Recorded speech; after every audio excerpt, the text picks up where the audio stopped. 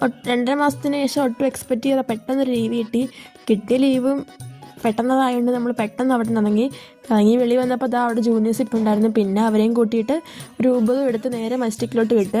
അങ്ങനെ പെട്ടെന്ന് മജിസ്ട്രിക്ക് എത്തിയപ്പോൾ ടിക്കറ്റ് ഇപ്പോഴേ കൊടുക്കില്ലായിരുന്നു. അങ്ങനെ പിന്നെ പ്ലാറ്റ്ഫോം ടിക്കറ്റൊക്കെ എടുത്ത് സ്റ്റേഷനകത്ത് കയറിയപ്പോഴാണ് ട്രെയിൻ ടിക്കറ്റും കിട്ടിയത്. 2 ടിക്കറ്റും എടുത്തിട്ട് നമ്മൾ പ്ലാറ്റ്ഫോമിലേക്ക് പോകണമായിരുന്നു. അങ്ങനെ പിന്നെ പ്ലാറ്റ്ഫോമിലേക്ക് പോയി. പിന്നെ അവിടെ നിന്ന് നേരെ ഒരു ബിങ്കോ ഒക്കെ വാങ്ങിയിട്ട് പ്ലാറ്റ്ഫോമിലേക്ക് ഇപ്പോൾ ട്രെയിൻ കിടപ്പുണ്ടായിരുന്നു. അപ്പോൾ അത് പോയിട്ട് നമ്മൾ ട്രെയിൻ വരത്തുള്ളായിരുന്നു. പിന്നെ അവിടെ ചെന്നപ്പോൾ ജൂനിയേഴ്സ് സീനിയേഴ്സും ഒക്കെ അവിടെ ഉണ്ടായിരുന്നു. പിന്നെ കയ്യിലുള്ള ലഗേജൊക്കെ താഴെ വെച്ചിട്ട് ഞങ്ങൾ 3 കൂടെ അവിടെ ഇരുന്ന് കാരണം നേരം വെളുപ്പിക്കുന്നുണ്ട്. രാവിലെ ട്രെയിൻ ഉള്ളായിരുന്നു. പിന്നെ ഞങ്ങൾ അവിടെ കിടന്നു ഒക്കെ നേരം വെളുപ്പിച്ച അവസാനം ട്രെയിൻ വന്ന് വലിയ തിരക്കൊന്നും ഇല്ല. സത്യത്തിൽ ഞങ്ങൾ കയറി ബോഗിയൊന്നും തിരക്കില്ലായിരുന്നു. പിന്നെ തിരക്കായി അവിടെ. പിന്നെ ഞങ്ങൾ ട്രെയിനിൽ നമ്മൾ കിടന്നു തുടങ്ങി. രാവിലെ ആയപ്പോഴേക്കും ആലുവ എത്തി.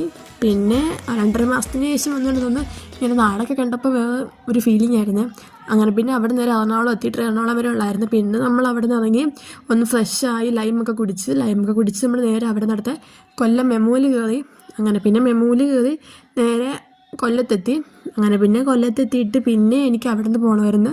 പിന്നെ എനിക്ക് അവിടെ നിന്ന് 11 മണിക്ക് ട്രെയിനുള്ളായിരുന്നു. പിന്നെ നമ്മൾ അവിടെ ഇരുന്ന് 11 മണി വരെ. പിന്നെ അവിടെ നിന്ന് ട്രെയിനൊക്കെ കയറി നേരെ ഓട്ടോ പിടിച്ച് വീട്ടിലേക്ക് എത്തി.